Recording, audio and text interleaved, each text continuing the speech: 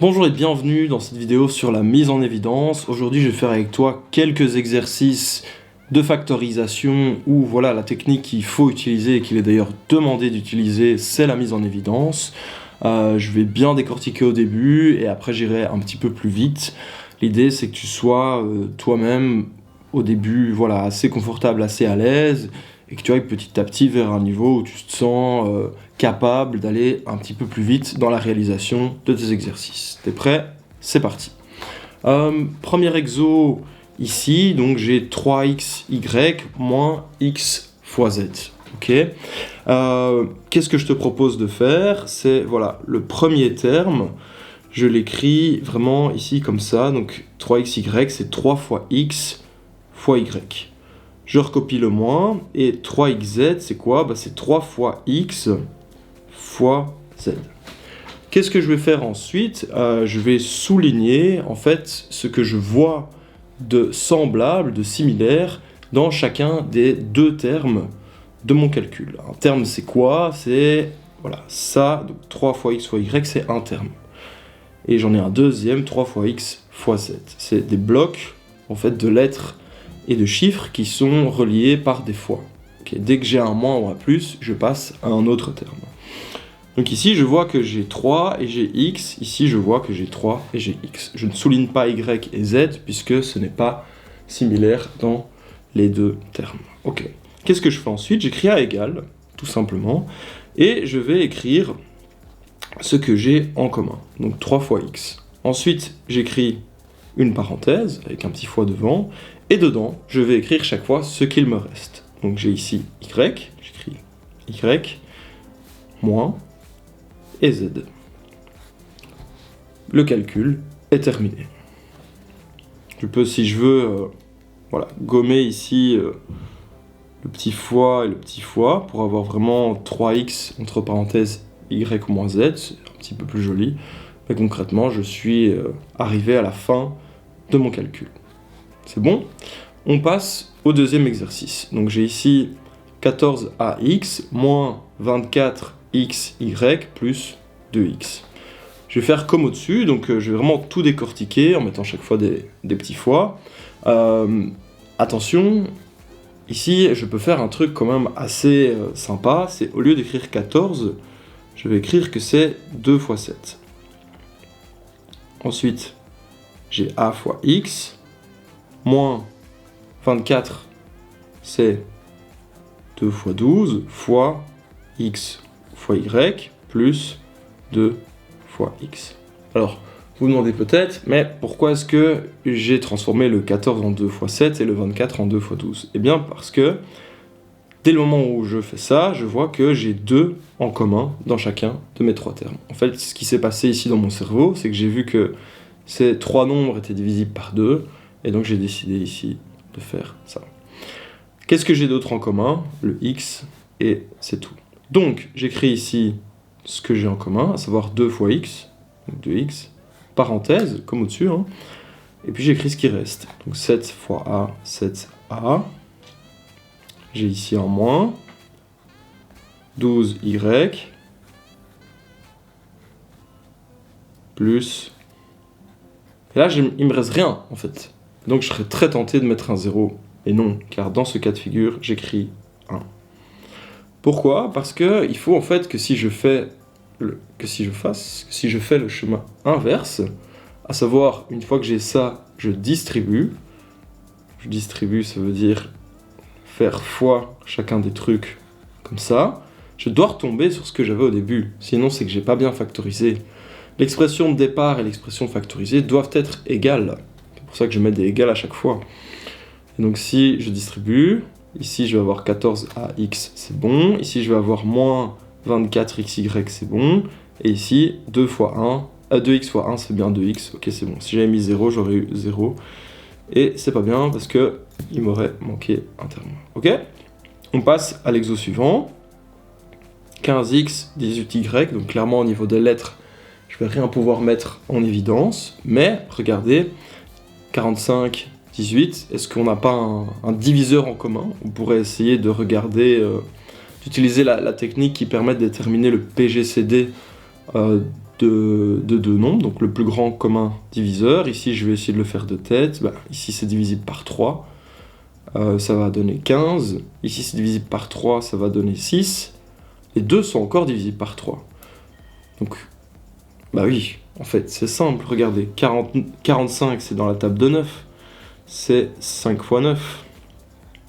Bah oui, fois x, j'écris moins. 18, c'est 2 fois 9.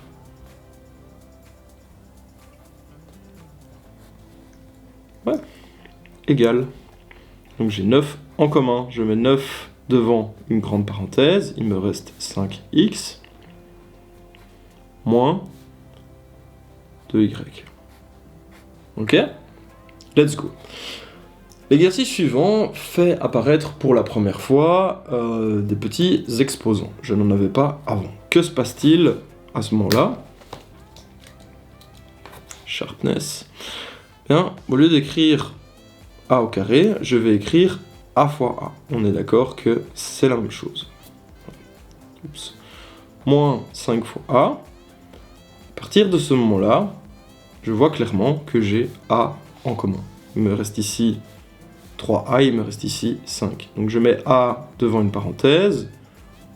Okay. 3a moins 5. Ok, exercice terminé.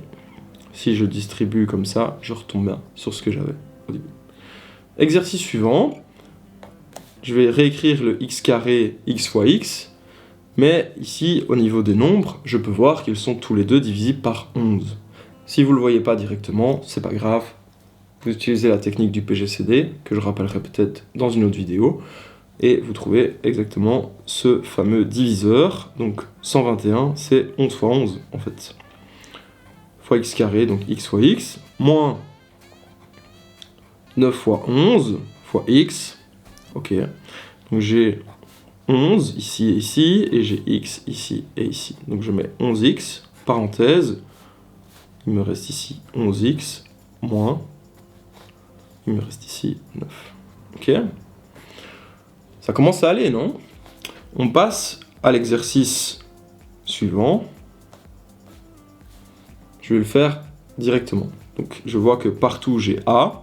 Les nombres, je ne peux pas les diviser par un même diviseur. Ok, ici j'ai du B et du C, ici j'ai pas, donc je mets juste A en évidence. Tu étais tenté de mettre 0. Je mets 1. Je l'avais expliqué ici. Plus, il me reste ici 2B, plus, il me reste ici 3C. Ok? C'est bon?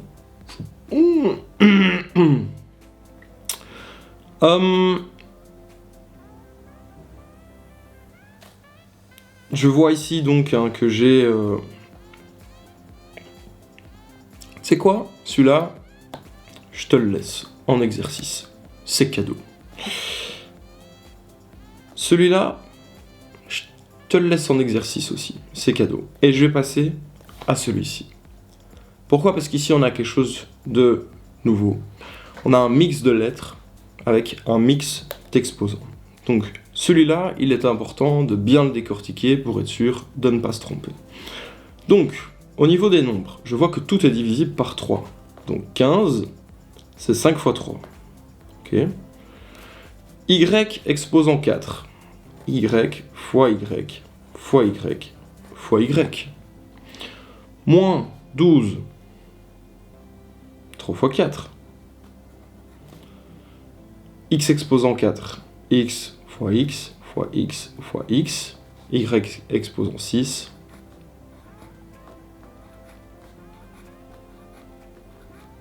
Ouais. Plus.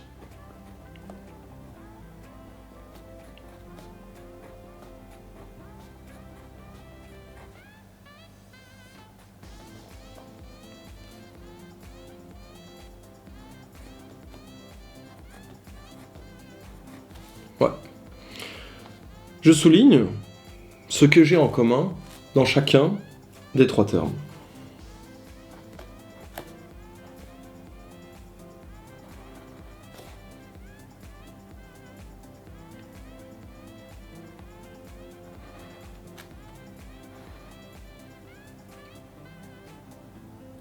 C'est tout.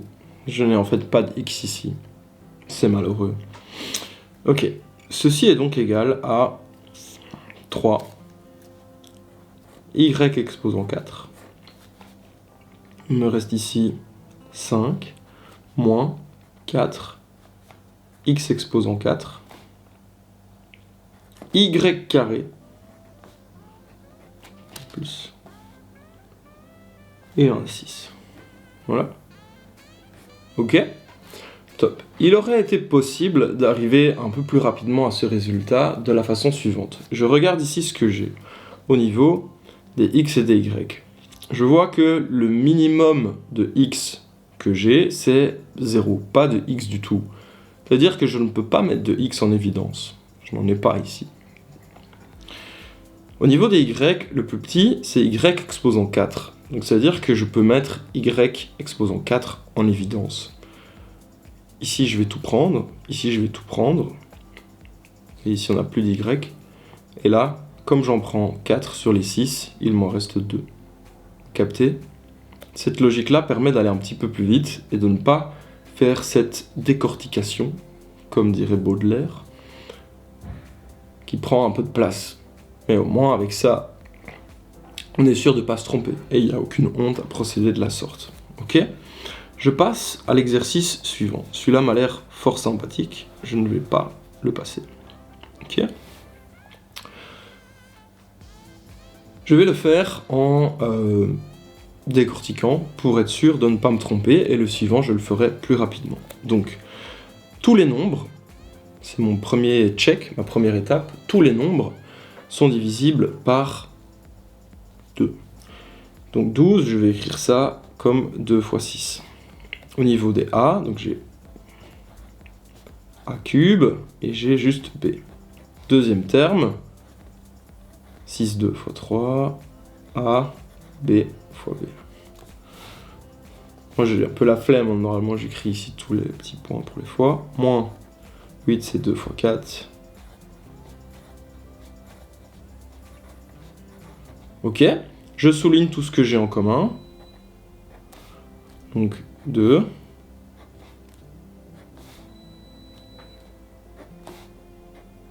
Voilà. Je peux pas souligner plus de A ici et là parce que là j'en ai que 1. Ok. Je suis limité. B, B, B. Ici j'ai que un B, donc ici je peux en prendre que 1 sur les deux. Et ici pareil.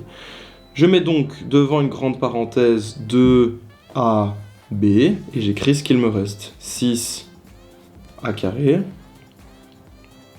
Plus 3B. Et ici, moins 4A carré B. Ouais? J'espère que c'est bon. Trop bien. Je passe à l'exercice suivant. Je vais choisir de faire celui-ci. Donc 28 et 21 sont tous les deux dans la table de 7. Donc 28, c'est... je vais quand même l'écrire. Donc 28, c'est 4 fois 7. Et 21, c'est 3 fois 7. Ok.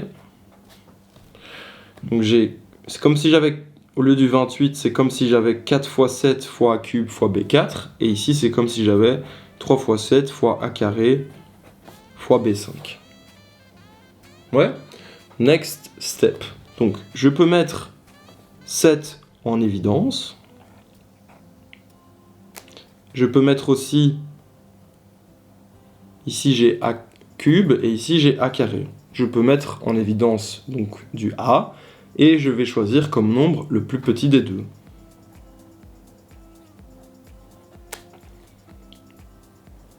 Ici j'ai B4 et B5, je choisis comme nombre le plus petit des deux. Dans la parenthèse, je mets ce qui me reste, savoir le 4 ici. Ici, j'avais 3, j'ai enlevé 2, donc il m'en reste 1. Ici, j'en avais 4, j'ai pris les 4, donc il m'en reste plus. J'écris moins. Comme ça. J'ai pris les 2 sur les 2, donc j'en ai plus. J'en avais 5, j'en ai pris 4, il m'en reste 1.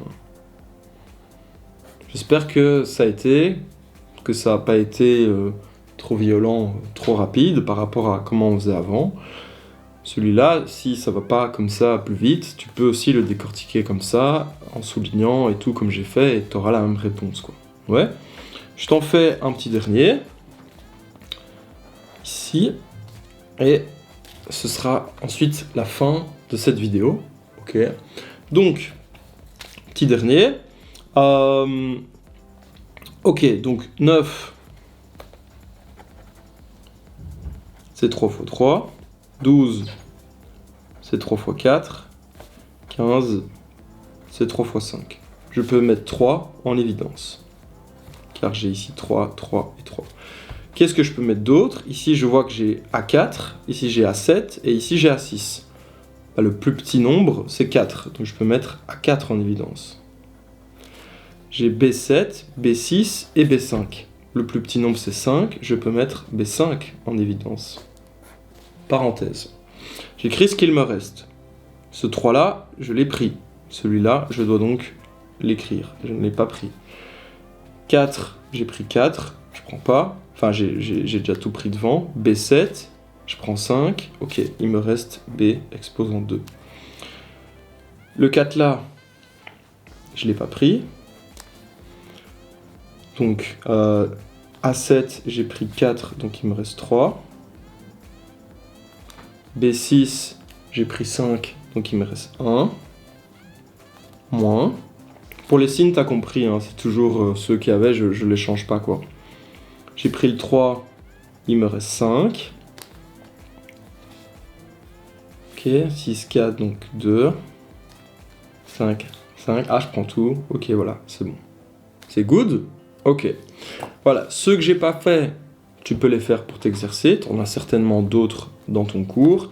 Avec tout ça, je pense que tu es déjà plus à l'aise pour ce qui est d'utiliser la technique donc de la mise en évidence, qui est une des 3-4 techniques de factorisation qui existent en mathématiques. Ok, j'espère que ça a été, que cette vidéo t'a fait du bien. Si c'est le cas, n'hésite pas à t'abonner et à me donner un petit like. Ciao, ciao!